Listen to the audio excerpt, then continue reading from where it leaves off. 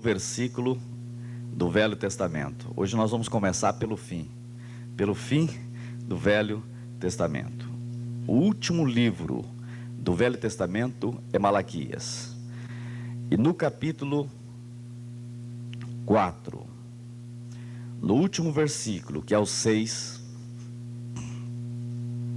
é fácil você guardar, porque é o último versículo do Velho Testamento. Este livro, ou este versículo, fala sobre restauração do lar, na relação de pais e filhos. Ele converterá o coração dos pais aos filhos, e o coração dos filhos a seus pais, para que eu não venha e fira a terra com maldição. Vou ler novamente. Ele converterá o coração dos pais aos filhos, e o coração dos filhos a seus pais, para que eu não venha e vira a terra com maldição. É interessante que aí fala em maldição da terra, uma linguagem bíblica, mas para mostrar a tragédia que pode acontecer na civilização humana, se nós não tivermos sabedoria para viver entre pais e filhos. Feche os seus olhos, vamos orar e pedir sabedoria de Deus. Ó Santo Espírito, nós pedimos que Tu venhas ao nosso encontro agora, com sabedoria, com criatividade, com uma linguagem que comunique a todos aqui aquilo que é o desejo do Teu coração, de edificar pais e mães, para serem pais e mães de acordo com o Teu ponto de vista. Preside nossa mente, nossos corações, abre nossos ouvidos. Nós repreendemos toda e qualquer opressão e cegueira espiritual e surdez espiritual, em nome de Jesus. Comandamos libertação e vida agora, para que nós possamos entender e compreender, e haja uma glória do Espírito Santo enchendo este lugar, e tomando conta de corações e vidas, e nós possamos saber e compreender que nesta manhã o Teu Espírito vai falar a cada um de nós, para o Teu louvor, para a Tua glória, para a Tua honra, em nome de Jesus, nós abençoamos estas vidas. Amém. Amém. Glória a Jesus. Príncipes, princesas ou sapos? Diálogo com os filhos. Um psicólogo disse o seguinte: todos nós nascemos príncipes e princesas, mas logo logo somos transformados em sapos. Esta é a razão de muitas pessoas viverem a vida toda precisando de cura interior, porque desde a infância já foram colocados como sapos, e a vida toda eles ficam esperando um príncipe para receber aquele beijo, para ver se de novo são transformados em príncipes e princesas. Conhece a história do príncipe, do sapo, que de repente espera e alguém vai e beija o sapo, e o sapo vira um príncipe de novo. Esse psicólogo, usando esta imagem de sapo, príncipes e princesas, ele começou a fazer uma relação entre a realidade da vida dos filhos, da relação de pais e filhos, e como esta confusão de pais e filhos tem se estabelecido na civilização moderna. E até nós estamos hoje convencidos que a maior crise na família hoje está sendo até a relação de pais com os filhos. É claro que a relação de pais e filhos tem subproduto na péssima relação do pai com a mãe e da mãe com o pai. Mas o fato básico é que conflitos no lar têm estado aí em evidência. E observe que o último capítulo da Bíblia, do Velho Testamento, antes que começasse o Novo Testamento, a mensagem básica é uma mensagem sobre a vida de pais e filhos, falando de restaurar a relação de pais e filhos, para que eu não venha e fira a terra com maldição. É o que diz a Bíblia. Como se a última palavra que Deus quisesse deixar para o seu povo, para o mundo do seu tempo, ou para o mundo desse tempo de Malaquias, fosse a mensagem mais importante. Eu creio que quando a gente vai embora para ficar 400 anos sem ouvir falar, ou falar uma mensagem para quem a gente quer falar, a última palavra é a mais importante. Ficou 400 anos, ou quase 500, sem o Novo Testamento. E a última palavra fala sobre a família. Eu quero colocar desta forma para você ver como que é importante o assunto do lar. E é importante o assunto da família. Mas deixe-me colocar dentro dessa perspectiva, príncipes, princesas ou sapos. Como é que nós fabricamos sapos na nossa vida no lar? Feitos sapos, essa é a primeira ideia que eu vou colocar. O lar vai virando uma espécie de lagoa de sapos. Por causa do quê? Porque você começa a fazer uma espécie de bruxaria psicológica. O que é bruxaria psicológica? Você começa a falar para os filhos coisas que fazem mal para eles.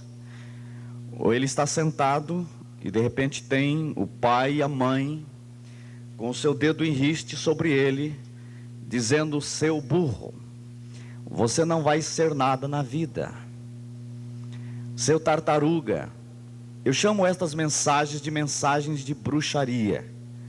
São mensagens que vão marcar a perspectiva derrotista deste jovem, desta criança. Puxou o tio. Você já lembra alguém falar com você sobre isso? Puxou a tia Pafúncia. Não sei para quem puxou. Essas são frases que vão gravando na personalidade da criança, uma formação psíquica.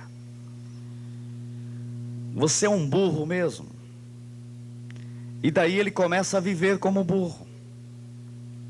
Só falta crescer a orelha. Eu lembro de uma mãe que dizia sempre para o filho: meu filho é uma tartaruga. Ô tartaruga, vem aqui. Com 14 anos ela levou esse filho para o psiquiatra, e para o psicólogo, e para o psicanalista, tentando salvar o filho. E foi assim que chegou também a mim. Qual a solução para esse filho? Qual é o problema? O problema é o seguinte: o problema é que meu filho não sabe fazer nada direito. Ele arrumou um emprego, mas ele é mandado embora até no emprego, porque ele faz tão devagar as coisas, que todo mundo diz que ele é uma tartaruga. Mas desde 2 anos de idade, a mãe chamava o filho de tartaruga. A mãe condicionou o filho para tartaruga. É a mensagem de bruxa. Ele vai virar um sapo o resto da vida, sabe, uma tartaruga, na minha linguagem aqui nova, porque a vida toda ele foi programado para isso.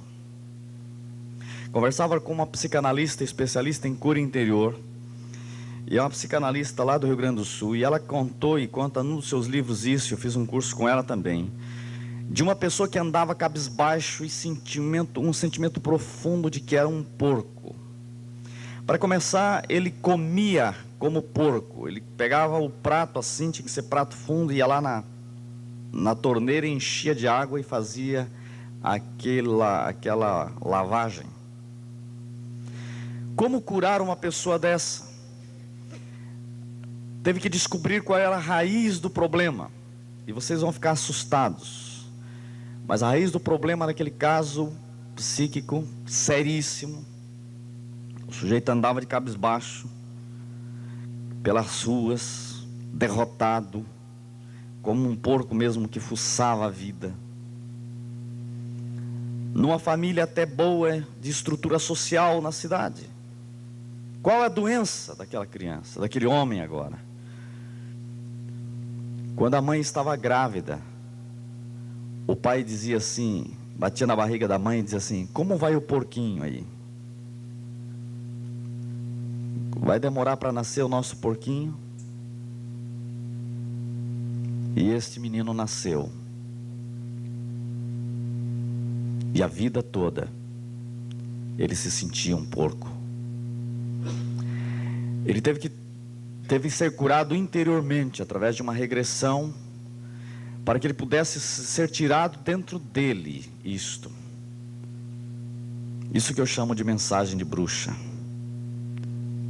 O que você fala determina uma personalidade. O que você fala pode destruir uma pessoa para o resto da vida. Por exemplo, não sejas você mesmo. Não penses. Quando você proíbe o seu filho de pensar, você não dá a ele o direito de decidir, o direito de escolher. Os pais muitas vezes eles dão super proteção ao filho, que deixa a ele nenhuma chance de decidir nada. Eu tenho observado em muitos jovens que têm tido problemas. O grande problema é que os pais nunca deram a esta pessoa o direito de tomar decisão sozinho. Nunca deram duas opções. Desde a infância, por exemplo, você veste essa roupa. Você poderia ter colocado duas opções e agora você escolhe uma das duas. Você determina com a sua autoridade, mas começa a levar a criança à criatividade, a ter posicionamento em relação à vida. Porque uma criança que é formada a vida toda precisando de que alguém diga para ela o que é certo e o que é errado, a vida toda ela sempre dependerá de alguém para dar ordens a ela. Eu trabalhei num centro de recuperação de delinquentes e depois num centro de mães solteiras. Sabe o que eu descobri? Todas as mães solteiras que estavam ali naquele centro de recuperação eram subproduto de lares que nunca deixaram elas tomarem decisão sozinha. Por isso sempre os outros decidiam para ela. E um dia ela namorou e o outro também decidiu. Porque ela não é capaz de tomar posição. Não penses. Não seja você mesmo. Você não tem direito de pensar. Eu penso por você, eu ajo por você, eu comando você. É a superproteção ou a supercrítica. É a desvalorização do que a criança pensa, do que o filho pensa, do que ele quer. Como é que nós podemos conciliar aquilo que é autoridade amorosa, libertando a criança da autoridade hostil? Como que você pode jogar em cima dos filhos a sua autoridade, mas também dar a ele o direito de ser ele mesmo, respeitando a sua personalidade, respeitando o seu temperamento? Me lembro que uma mulher perguntou o seguinte: eu tive 6 filhos, eu cuidei todos deles de forma igual, mas eu tenho um filho que é a ovelha negra, é o rebelde da família, e só me dá dores e problemas. Mas eu cuidei todos eles iguais. Qual foi o defeito? Foi esse. A senhora cuidou todos eles iguais. E eles não eram todos iguais. Eles têm personalidade diferente, eles reagem diferentemente. Eles precisam ser conhecidos nos seus temperamentos, nas suas ações, nas suas reações. Quando você desconsidera os seus filhos, ontem eu falei um pouco sobre desconsideração. Desconsideração é um grande problema. Você desqualifica uma pessoa, você pode desqualificar uma criança. Quando ele chega com um desenho e você diz: mas que droga de desenho, você está desqualificando a criatividade dele.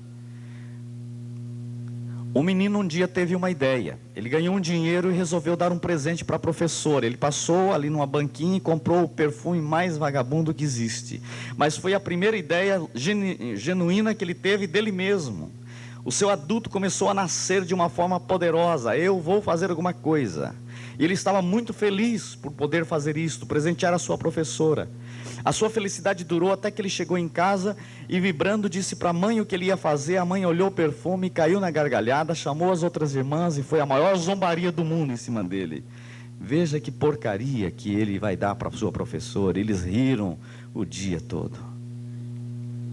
E aquele menino triste, amargurado, azedo, entrou no seu quarto e chorou. E tomou uma decisão psicológica: nunca mais eu vou ter uma ideia. Nunca mais eu vou pensar sozinho. E a vida toda esse sujeito, agora para lutar, para trabalhar, ele tem que sempre ser comandado. Mas por que você não fez isso? Mas ninguém mandou. Mas você podia ter pensado. Mas ele não pode mais pensar. Ele está proibido de pensar. Ele devia ser um príncipe inteligente, um gênio. Mas ele foi por uma bruxaria de um dia, ele foi transformado num sapo. Não pensa, não age, não faz. Depois que este moço foi curado e passou por uma terapia e a vida dele foi transformada, ele se tornou um grande gênio da sua empresa. E daí a vida dele raiou com grande capacidade. Veja, toda a sua potencialidade de um príncipe intelectual foi transformado num sapo, a coachar pela vida, a depender da lagoa, e nunca poderia dar um salto mais alto na sua vida, porque faltou sabedoria lá em casa. São as necessidades básicas que não foram supridas, foram as carícias, a atenção, a apreciação. Falamos mais do negativo do que do positivo. Muitas vezes você, em relação aos seus filhos, você, em vez de chamar atenção para o que ele faz de bom, nós chamamos mais atenção para o que ele faz de errado. Se ele é 85% positivo e 15% errado, nós muitas vezes gastamos 95% falando daqueles 15% de defeitos. É aquela história do boletim. Ele chega com o boletim com notas boas, mas você pega o boletim, a primeira coisa que você vai é procurar a nota negativa. Você deveria começar pelas boas e chegar na negativa. Mas normalmente nós começamos invertido. Isto desqualifica a personalidade, a capacidade. Você está usando um poder do negativo. Esse negativismo que paira sobre essa nação brasileira é uma coisa trágica. O Brasil tem sido constituído de um povo pessimista e negativo. Desde que eu nasci eu ouço falar em crise, e que está difícil, está cada dia pior, mas a coisa continua indo assim mesmo. Nós não reagimos diante das oportunidades, temos mais facilidade de queixar. Isso nós jogamos em cima dos nossos filhos. Olha o sistema global de televisão. Você olha só notícias erradas, só problemas. Faz muito tempo que eu não ando assistindo o Jornal Nacional, e eu descobri esses dias que não perdi muito. Sabe por quê? Porque eu liguei a televisão, eu estava num lugar para jantar, eu não tenho tido tempo nesses horários, e enquanto eu esperava a janta, passou o jornal. Eu comecei a contar a notícia, não tinha uma notícia boa, só notícia ruim.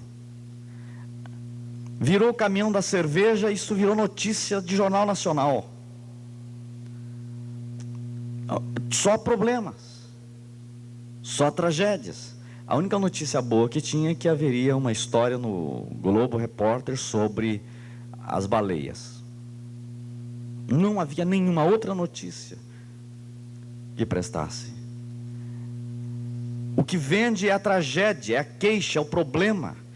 E nós trazemos isso para dentro dos lares. Se os nossos filhos começam a captar, basta os problemas do mundo, ele ainda vai encontrar um pai negativo, uma mãe negativa, e que só chama atenção para o negativo, só se queixando, só se queixando. As pessoas estão vivendo hoje na rua da amargura, na esquina dos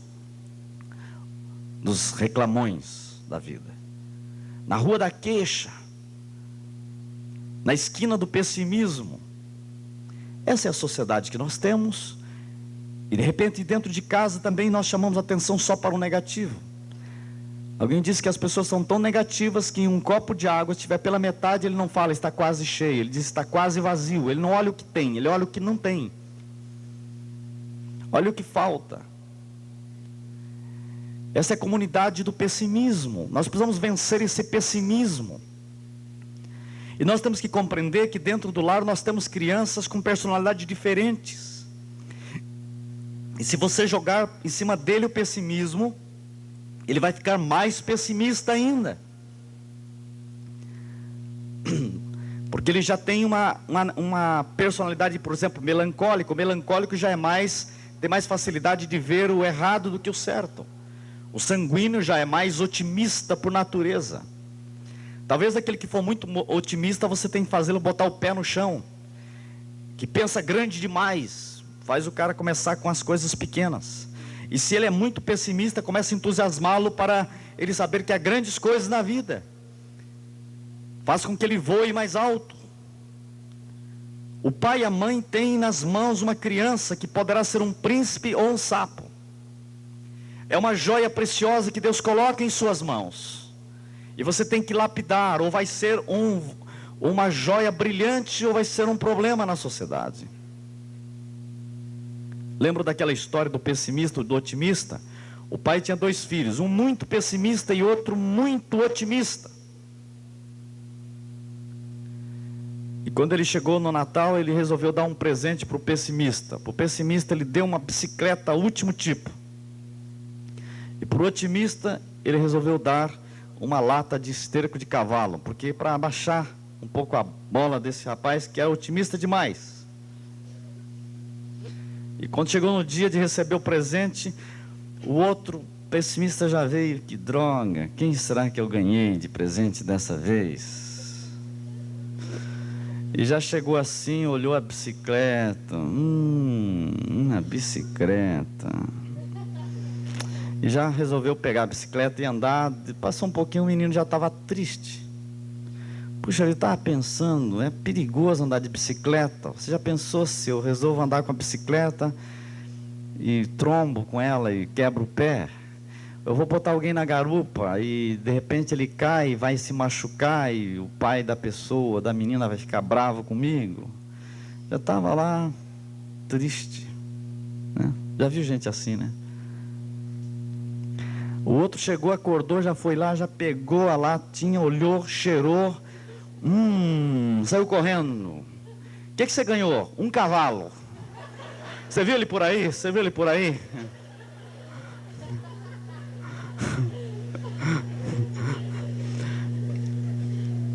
Você tem esses espíritos dentro de casa, este pessimismo e este otimismo. Como é que você marca a vida dos seus filhos? Como é que você entende os seus filhos? Eu quero chamar muita atenção para essa frase: coerência dentro da família. Você precisa injetar na vida dos seus filhos um projeto de vida. O seu coração tem que se derramar sobre a vida dos seus filhos. Eu gosto muito dessa palavra na Bíblia que eu li: converterá o coração dos pais aos filhos e o coração dos filhos aos pais. Agora ouça o que eu vou dizer. Aqui diz que o coração dos pais, em primeiro lugar, converte aos filhos, em segundo, o filho ao pai. Porque muitas vezes nós achamos que os nossos filhos têm que mudar, mas aqui diz: o coração dos pais se converterá aos filhos e o coração dos filhos se converterá ao pai. Onde está o seu coração? Jesus Cristo disse: onde estiver o seu tesouro, aí estará o seu coração. Onde está o seu tesouro, aí estará o seu coração. Onde está o seu coração? Sabe o que acontece com muitos pais? Que o coração dele está em outro lugar. Por isso que é preciso uma conversão. Nós precisamos de pais convertidos. Eu falo sempre que nós temos que nos converter a Deus, que você tem que se converter a Jesus Cristo. Mas hoje eu estou falando de outro tipo de conversão. Você precisa mesmo converter-se a Cristo, converter-se a Deus. Mas aqui fala que você também precisa converter aos seus filhos. O que é um pai convertido aos seus filhos?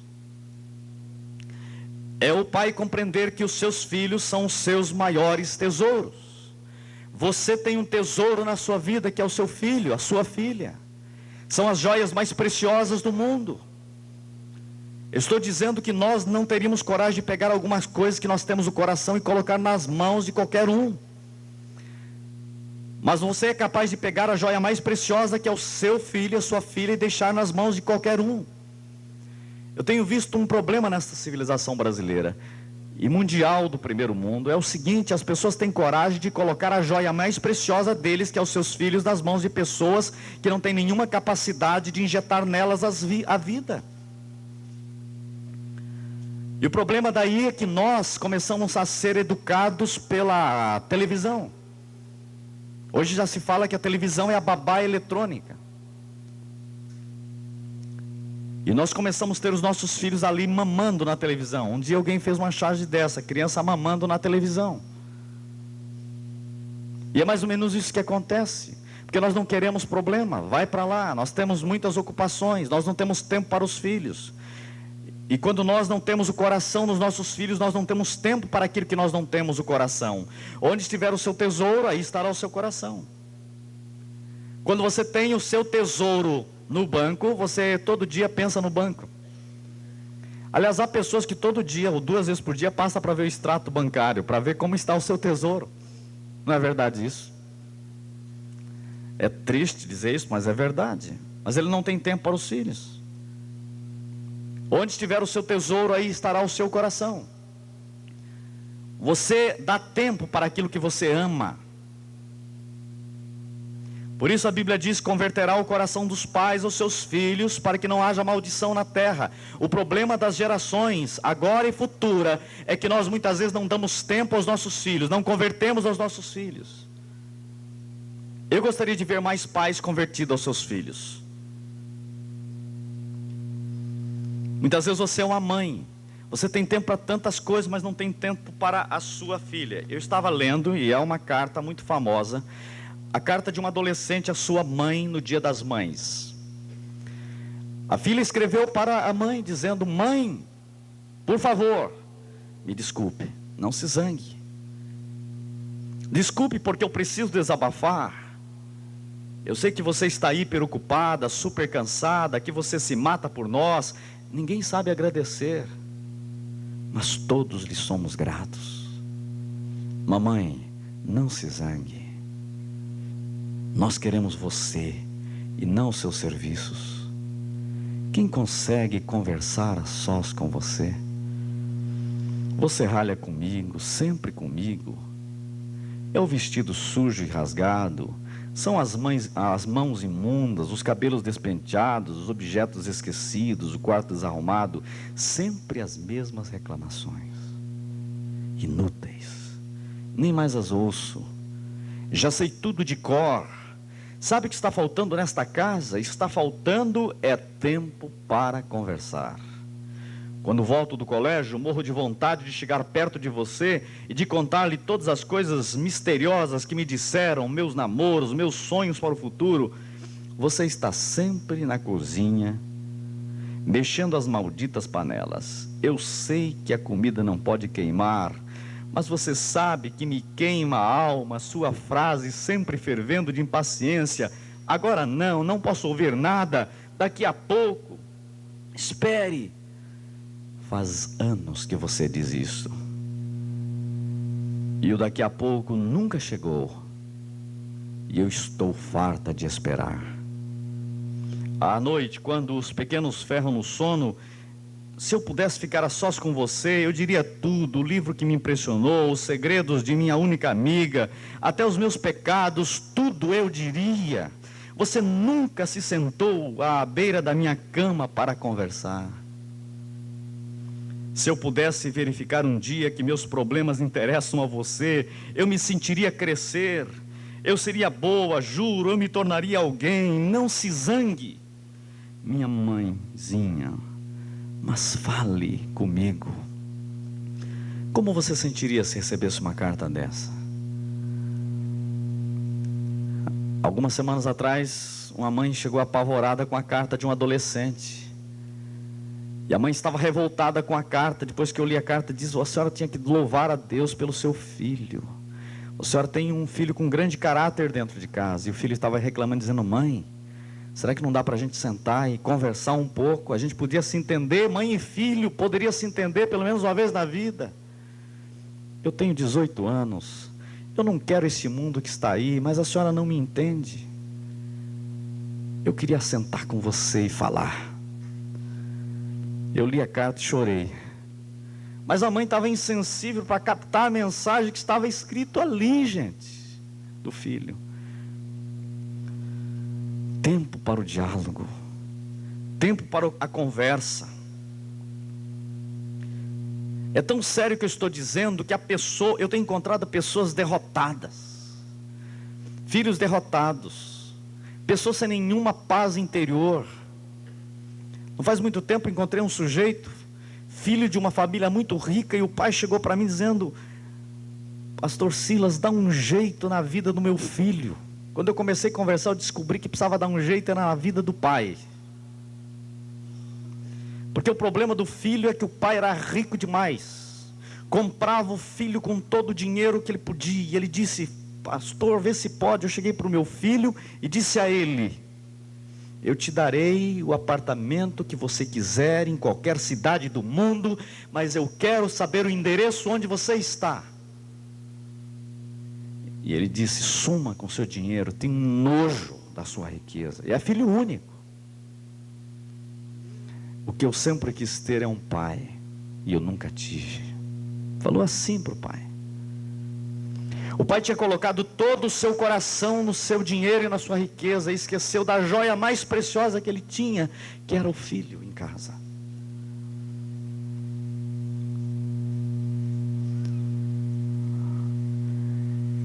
Eu encontrei um dia um homem que veio com lágrimas perante mim. Todos os seus filhos estavam metidos na delinquência do mundo. E ele era diretor de um orfanato. E ele disse: eu falhei como pai. Eu tenho cuidado de centenas de crianças sem pai, e deixei os meus filhos sem pai. Eu disse a ele: o senhor feriu o princípio bíblico. Esse é o problema. Está na hora de arrependimento. Arrependa-se, converta-se aos seus filhos. Deu tempo para tudo na vida e para todos, mas não deu tempo para os seus filhos. Nunca dialogou com eles, nunca sentou com eles. Uma vez eu vi uma carta de um jovem, filho de um diretor de uma casa de recuperação de viciados em drogas. E a carta dizia assim: papai, sou um viciado em drogas também. Já que o senhor só tem tempo para cuidar de viciados, eu também me tornei um. Quem sabe assim o senhor terá tempo para mim. Você imaginou para receber uma carta dessa? Um dia eu recebi um pai que o filho tinha se suicidado. E sabe o que a carta dizia? Meu pai, o senhor teve tempo para todo mundo, menos para mim. Gente, isso é terrível. Uma jovem que estava na Europa, chegou de repente numa das nossas cidades aqui do interior e me pediu para ir lá falar com o pai que estava morrendo de câncer aos 50 anos de idade. Ele havia construído vários empreendimentos no estado, várias fazendas em vários lugares do Brasil. E eu vi aquele homem entregando a sua vida a Jesus Cristo naquele dia. E ele sabia que já tinha gastado muito da sua fortuna na sua enfermidade. E ele estava sendo aquilo que muitas vezes eu falo em minhas palestras. Há pessoas que passam a metade da vida perdendo saúde para ganhar dinheiro, e depois passam a outra metade da vida perdendo dinheiro para ganhar saúde. Por quê? Porque a sua vida estava totalmente fora de foco. Mas eu vi aquele homem em lágrimas dizer assim: filhos, vocês cresceram e eu não vi vocês crescerem. Agora eu estou indo embora. E parece que a vida escapa das minhas mãos. Eu dei tempo para tudo no mundo, mas eu não dei tempo para vocês. Eu queria ter pegado mais vocês no colo. Aquele homem corria para todos os lados, mas não tinha tempo para afagar o filho e a filha. Os filhos o amavam. Esse homem ainda teve a bênção de que a mãe era uma bênção tremenda naquele lar. Mas aquele homem estava em angústia só por causa de uma coisa: ele que estava mal. Eu perdi tempo. E a Bíblia diz que quem corre demais atrás de fortuna está correndo atrás de vento.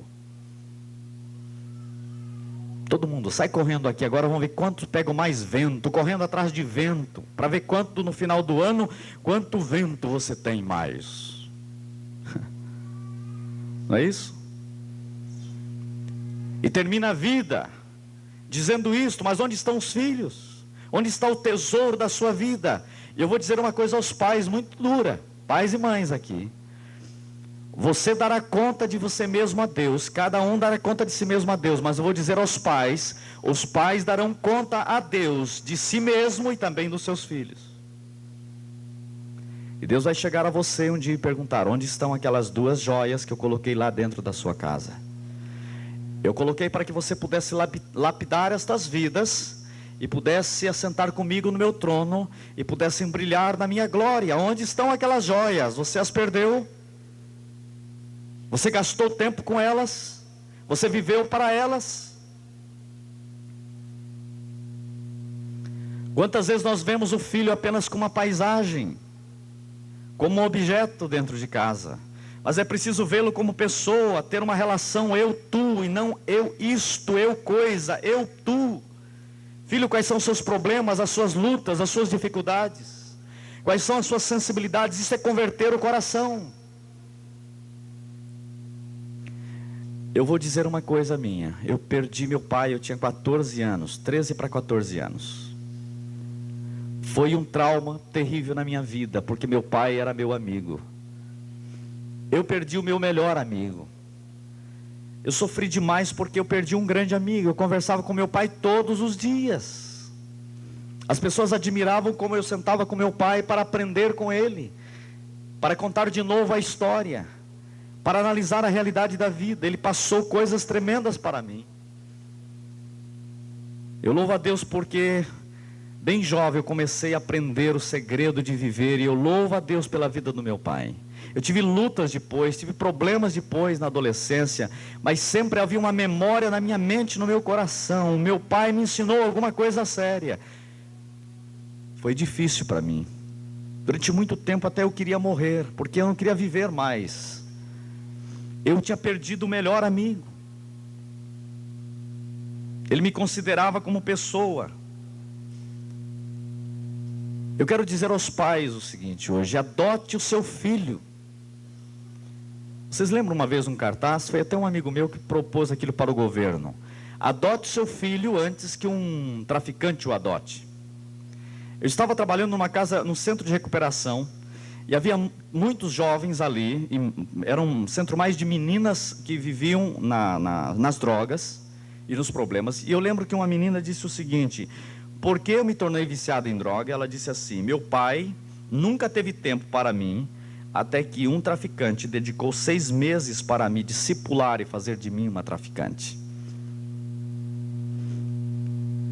O que você lembra dos seus pais? Eu perguntei. Ela disse: a única atenção que eu recebi dos meus pais foi uma surra diária. Era uma adolescente do centro de recuperação. Repito aquilo que já disse na outra palestra. A Unesco colocou o seguinte relatório: um adolescente de 17 anos aprendeu 50% até os 3 ou 4 anos, 30% de 4 a 8 anos e 20% de 8 a 17. Isto é, 80% se aprende até 8 anos. Onde é que ele está até 8 anos? Quem é que você está permitindo que ensine aos seus filhos? Muitas vezes os pais da elite brasileira estão colocando este filho de 0 a 8 anos na mão de uma babá, sem nenhuma formação teológica ou psicológica, ou de amor, ou de caráter, que está tendo apenas uma relação com um objeto, com uma paisagem, não com uma pessoa. E onde está a mãe? Onde está o pai? Depois vem a delinquência, depois vem os problemas. E daí nós temos hoje milhares de pessoas no Brasil sofrendo de um pânico em relação ao futuro. Muitos pais olhando para o passado e dizendo: ué, espera um pouco, mas para quem eu vou deixar essa fortuna? Eu não tenho nem filho. Porque ele nunca adotou seu filho, o filho não serve para nada, não pensa, não cria. Eu tenho visto jovens totalmente destruídos. O que falta a eles? Eles estão cheios de rebeldia, cheios de problemas, não tem nenhum futuro, não tem nenhum passado, não tem nenhum nada. Alguma coisa foi errada em algum lugar, e eu queria acertar nesta manhã o seguinte: vocês que têm filhos jovens estão tendo um privilégio de ouvir isto, porque vocês podem acertar a sua vida já. Agora vocês que já têm filhos grandes dizem: como que eu faço? O meu já está estragado, o que eu faço? Eu creio que há um caminho em Deus para você. Você pode arrepender-se de não ter sido aquele pai ou aquela mãe que deveriam ser. É preciso desmascarar, não adianta mascarar as coisas. Hoje os bons psicólogos não atendem mais um adolescente ou um filho se não atender o pai e a mãe junto.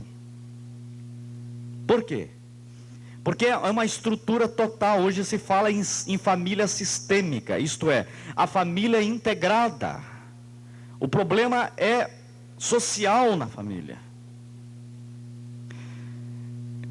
É preciso encontrar o lugar para o seu coração no tesouro maior, que são seus filhos. Muitas fortunas hoje estão condenadas a nada na geração seguinte. Sabe por quê? Porque não foi estruturado um caráter nos filhos. Os filhos não sabem fazer nada, não sabem, porque não foi dado a eles aquilo que deveria ser dado. Converterá o coração dos pais aos filhos, para que não venha terra sobre a terra maldição. Há uma maldição nessa nação brasileira, isto é, o Brasil tem vivido um colapso na família. Esse é o nosso problema como nação. O problema do lar. E o problema do lar está em que pais não têm cumprido sua função de adotar os seus próprios filhos, de dialogar com os filhos, de amar os filhos, de viver com os filhos. Alguns anos que eu trabalhei com um trabalho psicopastoral com delinquentes, eu aprendi uma lição. Eu nunca encontrei um jovem delinquente, uma jovem delinquente que fosse realmente amada pelos pais. O que é converter? Converta o seu coração. Abra o seu coração para os seus filhos. O que significa converter? Converter é dar tempo. É tempo. Senão um dia seu filho vai dizer: odeio o seu dinheiro. Há pessoas que são tão religiosas que têm todo o tempo para a igreja, mas não têm tempo para os filhos. Daí o filho vai dizer: odeio a sua igreja. Eu estava falando sobre isso no encontro, havia um médico presente, e vocês sabem que vida de médico não é fácil. Se tiver algum médico aqui, ele pode testemunhar isso. Ele não tinha tempo mais para os filhos, não tinha tempo nenhum para o pai, para a esposa, nem para os filhos. Aquele médico tomou uma decisão um dia. Ele instituiu na sua casa o dia da bagunça. Eu achei criativo. Chegou para os filhos e disse assim: olha, nós vamos tal dia ter o dia da bagunça. Ele marcou um horário para o filho para brincar com os filhos e disse: vocês vão dizer qual vai ser a nossa brincadeira. Vocês é que vão determinar a brincadeira. Eu vou brincar com vocês. Eles eram pequenos, é claro que ele ficava morto de cansado 2 horas depois. Mas ele conseguiu descobrir uma forma de ter comunhão com os filhos que ele nunca tinha tido antes. Ele era capaz de brincar com os filhos. Não era aquele pai chato de dedo em riste toda hora. Não, hoje nós vamos brincar. Quando eu disse isso no encontro, meu filho estava presente. Ele chegou depois e deu cutucão e disse: pai, faz tempo que o senhor não brinca comigo. É verdade. A filha chegar para você e dizer: nós temos que ter tempo juntos. Eu tenho aprendido a fazer isso. Eu acho que isso é converter o coração dos pais aos filhos. Há momento que você está todo mundo junto, há muita gente junta, mas é bom quando eu chego para o meu filho Kleber e dizer: Kleber, hoje eu vou sair com você, nós vamos juntos para o shopping, vamos conversar juntos, vamos gastar horas juntos. Eu e você. E a Ellen? Não, a Ellen agora não. Depois eu vou marcar um horário com ela também. Eu quero dar todo o tempo para você. Porque se você fizer de vez em quando com os 2 ou com os 3 juntos, tem um que sempre é o chefe da festa, e o outro que é mais, tem a personalidade mais retraída, vai piorar a sua retração. Ele começa a ter ódio do irmão, a dizer: por que esse cara nasceu meu irmão? Ele rouba todo o meu pai e toda a minha mãe. Minha mãe nunca tem tempo para mim. Ele é uma personalidade única. É isso que eu estou propondo a você. Gaste tempo individualizando também. Gaste tempo com um. Leve para jantar, para almoçar, ou faça alguma coisa. Diga o que você quer fazer. Hoje o dia é para você, ou a tarde é para você, ou 3 horas por semana são suas. O problema nosso é concentrar toda a vida em nós. Mas aqui diz: converterá o coração aos filhos. Converta-se a ele. Converta-se a esta menina. Gaste tempo. Brincar juntos. Viver junto. Ter intimidade no sentido de olhar um para o outro. Não para ficar dando sermão para o filho ou para a filha, mas para conversar e dizer quais são as suas lutas, seus problemas, seus desejos. Quais são os seus alvos. Quais são os seus medos. Esta é a maior experiência humana. Não há nada que pague isso. Esses dias atrás meu filho chegou para mim e olhou, e eu precisei dar atenção. E é essa hora que você tem que dar atenção, porque ele não vai falar. Ele olha, ele quer saber se você vai dar atenção a ele. Eu estava até trabalhando no computador naquele momento. Tinha que fazer opção, computador ou filho. E eu vi que ele estava meio triste. Ele não estava apenas ali observando, mas alguma coisa como quem não quer nada, mas quer alguma coisa. Você sabe disso? Eu parei e disse: filho, o que há? Nada não. Filho, tem alguma coisa. Eu desliguei tudo, encostei a porta, olhei para ele e disse: filho, o que está acontecendo? E ele começou a chorar. Eu estou com medo. Eu tenho medo à noite. Me treme de medo. Ele começou a falar dos seus medos. Eu vi que ele chorava. Eu abracei meu filho naquele momento, numa intimidade. Eu deixei que ele colocasse tudo para fora naquele momento. Foi um negócio lindo. E eu quase chorei também com ele ali, mas dentro de mim estava emocionado. E eu pude dizer: filho, quando eu tinha a sua idade eu também tinha medo. Sabe, você puxou muito o pai, parece, viu? Você parece muito comigo nas suas emoções. Eu tinha 12 anos, eu chorei. E eu não tinha para quem falar. O dia que eu cheguei para alguém falar assim: deixa de ser bobo. E eu tive que carregar isso até uma sala de psicoterapia. Você não precisa disso.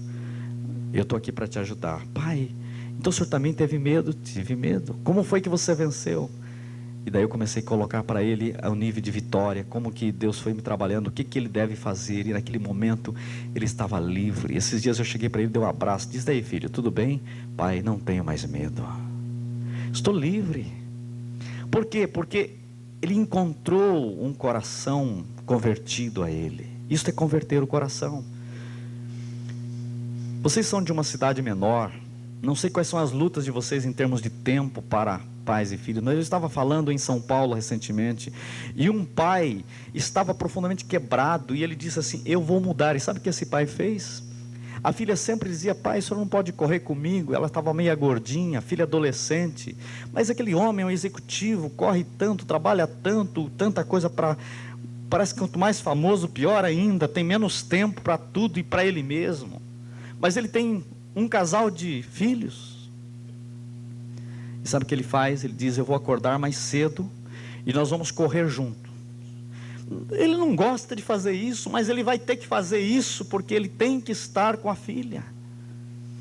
Ele começa a correr com a filha num horário que ela não poderia fazê-la sozinha, mas com o pai.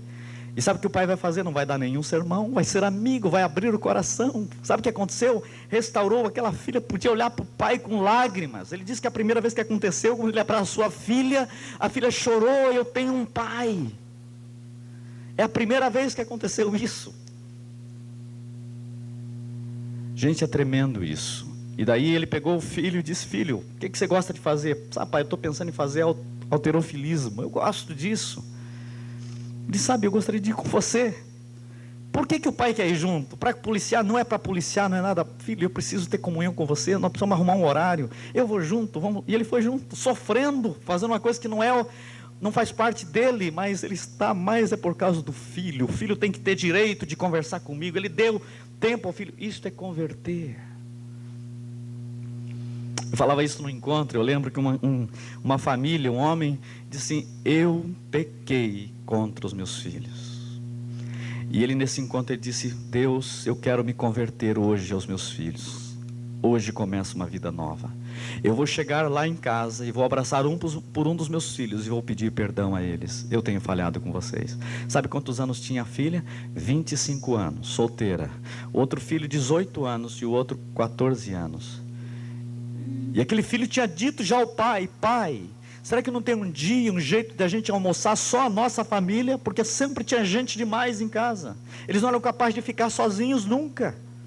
E o pai não tinha entendido a mensagem, gente. E aquele pai começou a mudar essa estrutura: nós vamos sair a família junto. E um dia ele chegou e disse: filha, chegou para a filha mais velha, delinquente, já um problema total na sociedade. Disse: filha, a partir de hoje, eu quero dar tempo para você. Fala aí, eu vou almoçar com você.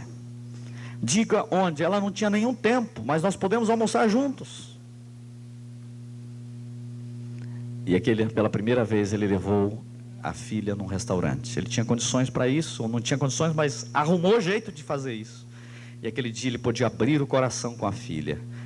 E sabe de uma coisa? Foi a primeira vez que ele tinha dado um tempo único para ela. Aos 25 anos.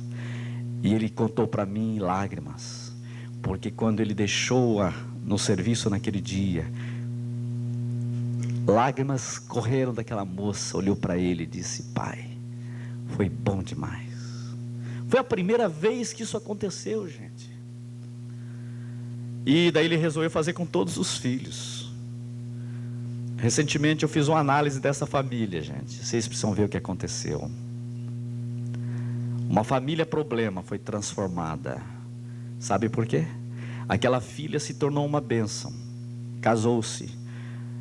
Tudo aconteceu de revolucionário naqueles filhos. Aquele filho já de 13 anos já era um potencial problema para o futuro. Não. Hoje ele já está com quase 18 anos, esse menino. Tudo está bem. O pai pode louvar a Deus pelos seus filhos. E quando eu olho para trás e vejo o que aconteceu naquela família, aconteceu uma coisa: aquele pai se converteu aos seus filhos. Só isso. Simples. É a matemática da vida, é diálogo, é tempo, é vida, gente. É adotar o seu filho, gerar o seu filho no reino de Deus.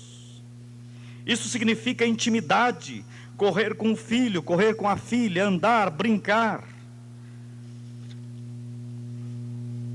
Em terceiro lugar, eu diria: ore assim: Senhor, dá-me sabedoria para ser aquele pai ou aquela mãe que o Senhor quer que eu seja. Vocês pensam que é fácil falar sobre esse assunto? Não é fácil, porque quando eu estou falando para vocês, eu estou falando para mim. Eu fico pensando assim: puxa, e eu? Será que estou fazendo tudo que eu estou falando? Daí a gente tem que refazer a mente. Puxa, eu tenho que refazer, puxa, eu começo a correr demais de novo. Um amigo meu que trabalha com aconselhamento pastoral, eu estava falando sobre diálogo com os filhos no encontro, e ele corria para todos os lados no encontro. Quando eu vi, a mulher dele sumiu do ambiente. Sabe o que a mulher foi fazer? Foi pegar o marido dela, puxou pela mão e trouxe aqui. Ou senta aqui, ouve isso daqui, ou nós vamos ter problema no casamento. E depois ela contou para mim: pastor, sabe o que aconteceu? Meu marido está tentando salvar o mundo de casamento. E esses dias a minha filha de 5 anos disse assim: mamãe, não dá para a gente convidar o papai para passar alguns dias aqui em casa? Estava lá em São Paulo, um amigo meu foi falar sobre isso, e ele disse assim: sabe que eu fiquei assustado esses dias?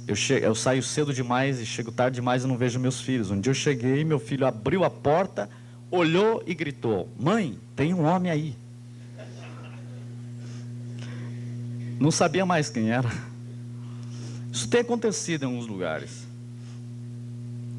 Busque sabedoria para o diálogo, para o respeito. Aprenda a respeitar os seus filhos, a sua personalidade. Cuidado em ouvir com meio ouvido. Muitas vezes você diz: não, mas eu ouço. Mas muitas vezes ouvimos com meio ouvido. Sabe o que é ouvir com meio ouvido? É você estar ouvindo pensando no que tem que falar e não o que ele está dizendo. O que foi que eu disse? Se ele perguntar isso para você, é sinal de que ele sabe que você não está ouvindo. Cuidado com o diálogo de surdos. O diálogo de surdo é quando os dois falam e ninguém ouve. Sabe que nós temos que aprender uma coisa, que é a matemática do corpo? É o seguinte: todo mundo deveria saber de uma vez por todas que tem uma boca e 2 ouvidos. Matematicamente falando, nós deveríamos pelo menos ouvir o dobro do que falamos. E ainda mais, sabe por quê? Porque a gente não usa a boca só para falar. A boca não foi feita para falar. Agora o ouvido foi feito para ouvir. O problema nosso é que nós dialogamos sem ouvir.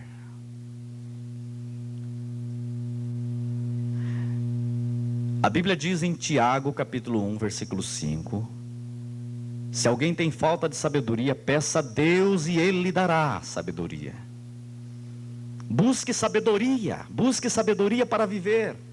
Você precisa aprender a ter sabedoria para disciplinar seus filhos. Alguém pode estar perguntando: o que você acha de disciplinar os filhos? Eu diria o seguinte: discipline por ação, não por reação. Muitas vezes você nunca ensinou seu filho como deve ser a coisa, mas você, quando ele erra, você vai e já tenta dar uma surrinha nele. Isto é disciplinar por reação. Isso está errado. Você precisa primeiro agir, não reagir. Você deve educar o seu filho não porque ele errou, mas para que ele aprenda a fazer certo. Isto é disciplina com amor.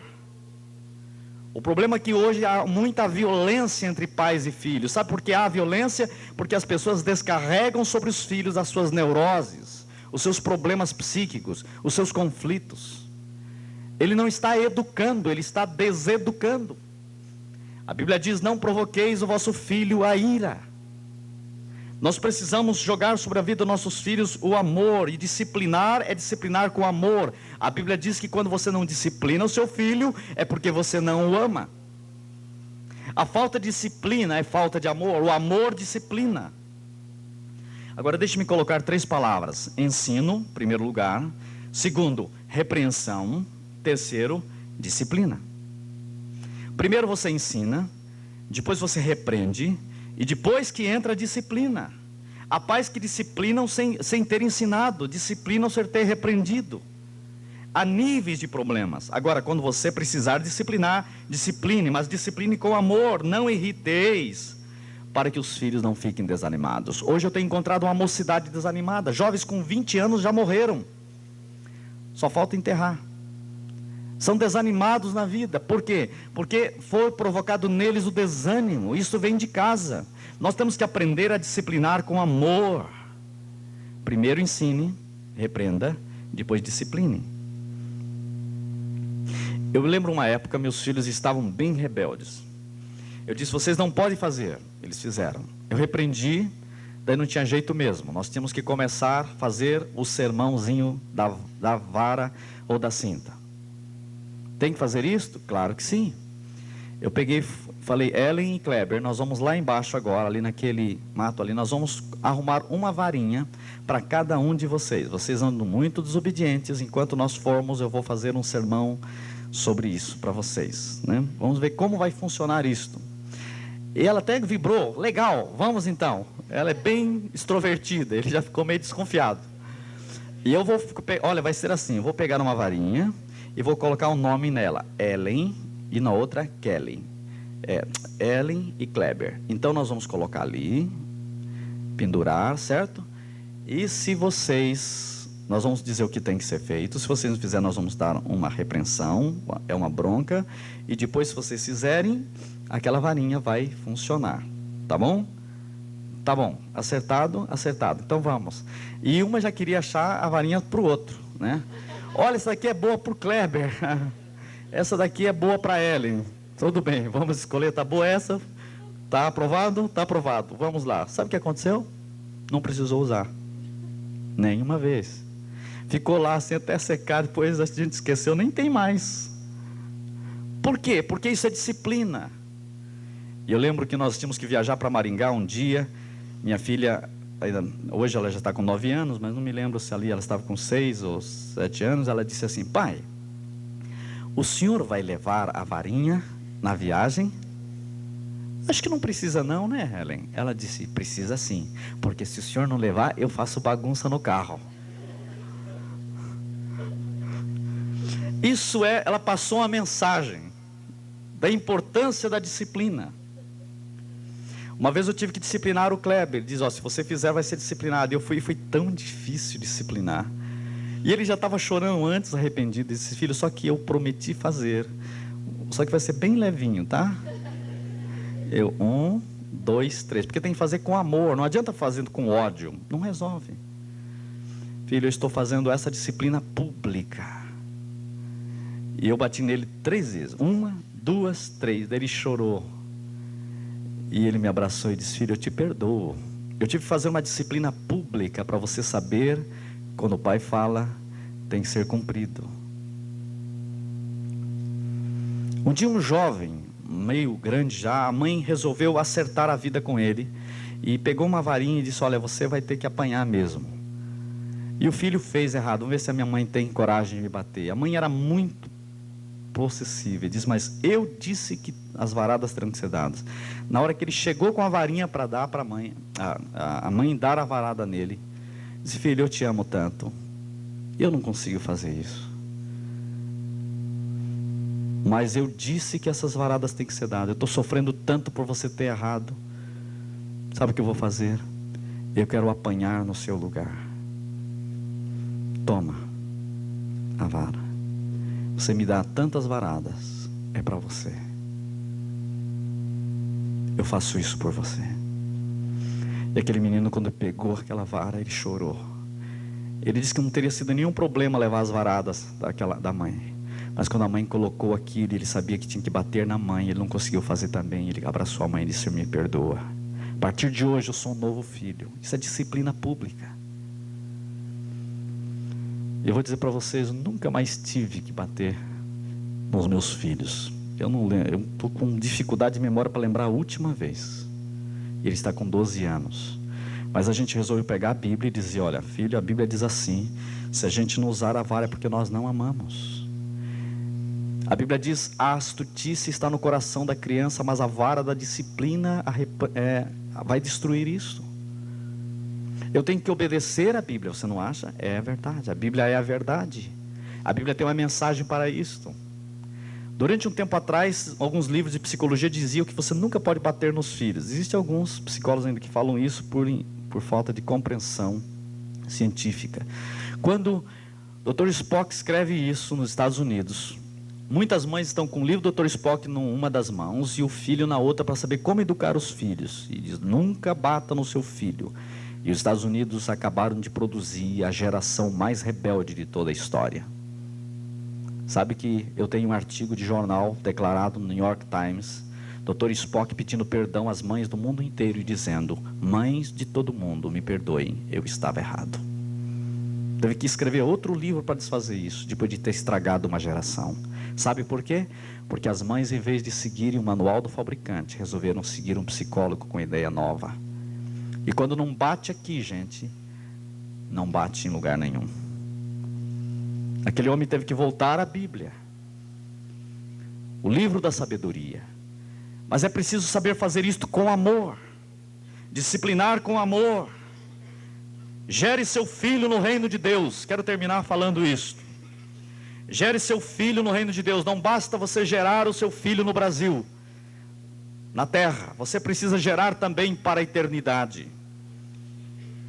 Você pode dizer: meu filho é meu discípulo, eu tenho que fazer o meu filho ser um filho para a glória de Deus. A coisa mais maravilhosa que eu passo para os meus filhos é dizer a eles: filhos, amem a Jesus Cristo, acima de toda e qualquer coisa. Busquem a Deus, a vida humana não tem sentido sem Deus. Porque se você for uma vida sem Deus, você não vai ser um príncipe e uma princesa no mundo, você vai ser um sapo no mundo. Há um livro que conta a história de uma civilização de sapos. Uma cotovia está voando muito alto e ela vê um poço muito profundo. É uma parábola da cotovia e os sapos. E ela resolve mergulhar naquele poço e ela vai descendo e quando chega no fundo encontra uma civilização de sapos. Os sapos são todos eles assustados e levaram um baita susto de ver uma cotovia. É visão, não existe nada além da lagoa. O quê? Diz a cotovia: vocês pensam que só existe essa lagoa? Claro que sim, você é uma miragem, vai embora, não existe você. O que vão dizer os sapos intelectuais da nossa civilização, dizendo que só existe essa lagoa de sapos? Não, mas existe o mundo, existe a alegria, existe a festa, existe as nuvens. Nuvens? Não, só existe essa lagoa. E aquela civilização de sapos, que era uma civilização muito boa, eles tinham água encanada, luz elétrica, tinha a universidade dos sapos, tinha o rei sapo, tinha uma civilização total em que eles discutiam. Os jovens já estavam assim com a cabeça feita, mas não pode existir nada além dessa lagoa. Não, mas existe o cântico do sol, da vida. Não, não é possível. Daí eles começam a discutir muito naquela lagoa. É uma parábola lindíssima essa. No final os sapos estão discutindo: não, vocês não viram cotovia coisa nenhuma? Não existe cotovia coisa nenhuma, não. Ela volta e meia vem e fala para nós e canta, e as suas músicas produzem alegria. Quando os sapos começam a cantar a música da cotovia, eles sentem feliz e alegre. A vida aqui é triste, coachar a vida toda. Não, de jeito nenhum.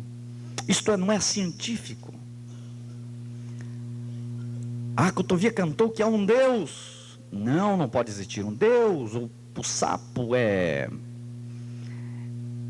ele veio de evolução, ele é subproduto do macaco. Começou com macaco e virou sapo. Nós somos descendentes dos macacos, diz os nossos intelectuais. Não, mas a cotovia canta que há um Deus, que há uma vida nova. O fato é o seguinte: aqueles sapos que acreditaram na cotovia começaram a ser felizes, e os outros ficaram sapos, a coachar pela vida toda e falando a mesma coisa. É mais ou menos isso a história. O mundo de hoje tem se tornado uma lagoa de sapos. As pessoas coacham pela vida. O negócio é o seguinte: conversa com os jovens aí no mundo, o negócio é sexo, dinheiro, sexo, dinheiro, sexo, dinheiro, ganhar dinheiro, ganhar dinheiro, ganhar dinheiro, sexo e tal. Você olha todo mundo sapo, a mesma coisa. não tem tempo para Deus, não ora, não ama Deus. É a civilização dos sapos. Nasce sapo, vive sapo, morre sapo, não conhece o coração do Deus vivo. Quantos pais que poderiam ter os seus filhos no reino de Deus e príncipes no reino, vão ser sapos. A vida deles é ganhar dinheiro, brincar um pouco, joga bola, casa, morre, não tem sentido nenhum ter vivido. Vive como se nunca tivesse existido, não são nada, nada, nada, nada. Foram criados para Deus, foram criados para Cristo, foram criados para o reino, mas são sapos na sociedade.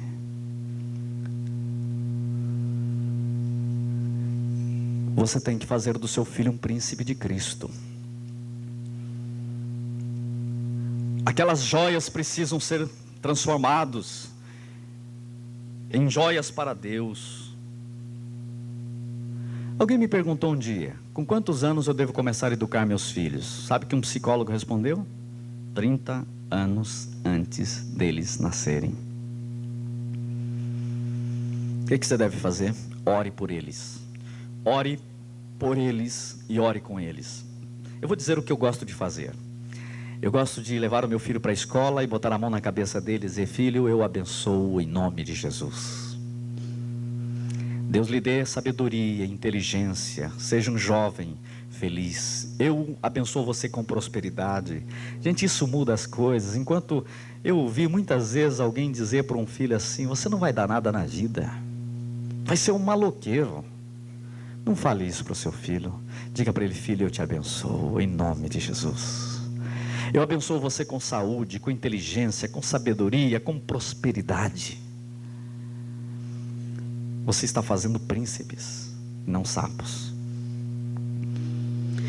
Leve o seu filho e ore por ele. Você já começou a orar pela esposa do seu filho? Pela esposa da sua filha? Deixa-me contar uma historinha rápida. Meu filho tinha 15 dias e houve um culto lá em Maringá. Meu filho nasceu em Maringá, os dois nasceram em Maringá. Eles estavam, nós estávamos naquele dia, num culto do bebê. Estávamos adorando a Deus pela vida da criança. E um pastor veio falar. Eu era pastor, mas eu sentei ali para ouvir. O pastor olhou para mim e disse assim: pastor Silas, o senhor já começou a orar em favor da esposa do seu filho? Eu quase caí da cadeira, ele só tem 15 dias. E ele disse assim: se você não orar agora, quem sabe um dia ele vai precisar dessas orações e o senhor não esteja aí para orar. Aquele dia mudou a minha vida. Sabe por quê? Eu tenho consciência do seguinte: existe no mundo hoje uma menina que será esposa do meu filho um dia. Há algum menino no mundo hoje que será o marido da minha filha. Imagine o que eu estou pensando. Agora, esta criança, onde ela estiver, ela precisa estar sendo bem educada, para não dar problema para a minha filha ou para o meu filho lá no futuro. Porque se eles não forem bem educados pelos seus pais, eles vão ser uma encrenca na vida dos meus filhos e vão ser uma encrenca para a minha vida. Quem vai sofrer sou eu. Sabe o que eu devo fazer? Orar por eles. Senhor, em nome de Jesus, eu estou abençoando aquele menino e aquela menina que um dia vão fazer parte da minha família. Onde eles estiverem, nós o abençoamos com saúde, com bênção, em nome de Jesus. Abençoamos agora os pais deles, para que os pais deles possam estar ouvindo encontros de casais e boas palestras sobre o assunto, para melhorar a vida deles, porque esta é a melhor hora que a sogra pode ajudar.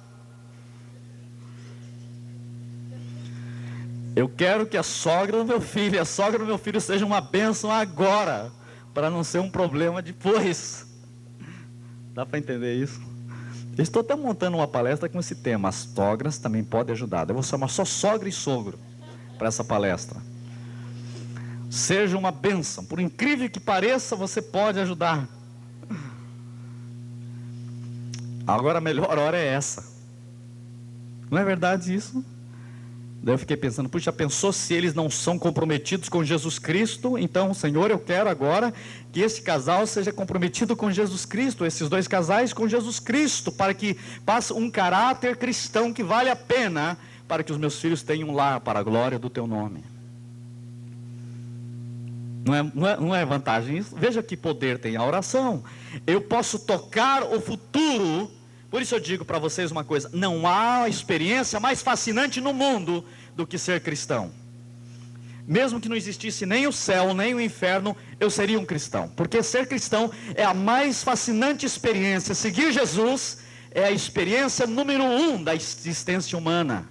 Porque você toca o passado libertando e toca o futuro planejando e restaurando.